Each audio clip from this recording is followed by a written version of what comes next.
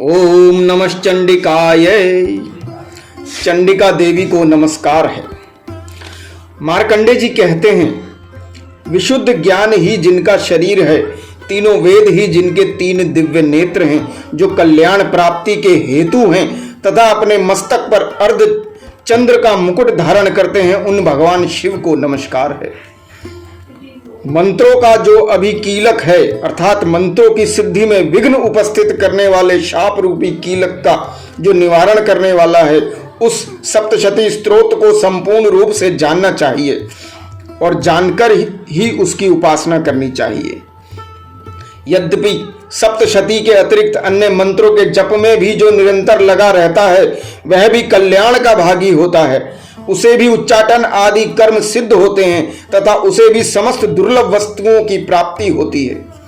तथापि जो अन्य मंत्रों का जप ना करके केवल इस सप्तशती नामक स्तोत्र से ही देवी की स्तुति करते हैं, उन्हें स्तुति मात्र से ही सच्चिदानंद स्वरूपिणी देवी सिद्ध हो जाती हैं। उन्हें अपने कार्य की सिद्धि के लिए मंत्र, औषधि तथा अन्य किसी साधन के उपयोग की आवश्यकता नहीं रहती। बिना जप के ही उनके उच्चाटन आदि समस्त अभिचारिक कर्म सिद्ध हो जाते हैं। इतना ही नहीं, उनकी संपूर्ण अभिष्ट वस्तुएं भी सिद्ध होती हैं। लोगों के मन में यह शंका थी कि जब केवल सप्तशती की उपासना से अथवा सप्तशती को छोड़कर अन्य मंत्रों की उपासना से भी समान रूप से सब कार्य सिद्ध होते हैं, तब इनमें श्रेष्ठ कौन सा साधन है। लोगों की इस शंका को सामने रखकर भगवान शंकर ने अपने पास आए हुए जिज्ञासुओं को समझाया कि यह सप्तशती नामक संपूर्ण स्तोत्र ही सर्वश्रेष्ठ एवं कल्याणमय है। तदंतर भगवती चंडिका के सप्तशती नामक स्तोत्र को महादेव जी ने गुप्त कर दिया। सप्तशती के पाठ से जो पुण्य प्राप्त होता है, उसकी कभी समाप्ति नहीं होती, किंतु अन्य मंत्रों के जपजन्य पुण्य की समाप्ति हो जाती है। अतः भगवान शिव ने अन्य मंत्रों की अपेक्षा जो सप्तशती की ही श्रेष्ठता का निर्णय किया, उसे यथार्थ ही जानना चाहिए।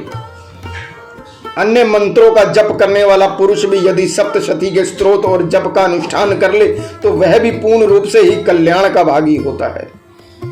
इसमें तनिक भी संदेह नहीं है। जो साधक कृष्ण पक्ष की चतुर्दशी अथवा अष्टमी को एकाग्र चित्त होकर भगवती की सेवा में अपना सर्वस्व समर्पित कर देता है, फिर उसे प्रसाद रूप से ग्रहण करता है, उसी पर भगवती प्रसन्न होती हैं, अन्यथा उनकी प्रसन्नता नहीं प्राप्त होती। इस प्रकार सिद्धि के प्रतिबंधक रूप कीलक के द्वारा महादेव जी ने इस स्तोत्र को कीलित कर रखा है। जो पूर्वोक्त रीति से निष्कीलन करके इस सप्तशती स्तोत्र का प्रतिदिन स्पष्ट उच्चारण पूर्वक पाठ करता है, वह मनुष्य सिद्ध हो जाता है। वही देवी का पार्षद होता है और वही गंधर्व भी होता है। सर्वत्र विचरते रहने पर भी इस संसार में उसे कहीं भी भय नहीं होता। वह अपमृत्यु के वश में नहीं पड़ता तथा देह त्यागने के अनंतर मोक्ष प्राप्त कर लेता है। अतः कीलन को जानकर उसका परिहार करके ही सप्तशती का पाठ आरंभ करें। जो ऐसा नहीं करता उसका नाश हो जाता है। इसलिए कीलक और निष्कीलन का ज्ञान प्राप्त करने पर ही यह स्तोत्र निर्दोष होता है और विद्वान पुरुष इस निर्दोष स्तोत्र का ही पाठ आरंभ करते हैं। स्त्रियों में जो कुछ भी सौभाग्य आदि दृष्टिगोचर होता है, वह सब देवी के प्रसाद का ही फल है। अतः इस कल्याण में स्तोत्र का सदा जप करना चाहिए। इस स्तोत्र का मंदर स्वर से पाठ करने पर स्वल्प फल की प्राप्ति होती है और उच्च स्वर से पाठ करने पर पूर्ण फल की सिद्धि होती है। अतः उच्च स्वर से ही इसका पाठ आरंभ करना चाहिए। जिनके प्रसाद से ऐश्वर्य, सौभाग्य, आरोग्य, संपत्ति, शत्रुनाश तथा परम मोक्ष की भी सिद्धि होती है, उन कल्याणमयी जगदम्बा की स्तुति मनुष्य क्यों नहीं करते। ओम।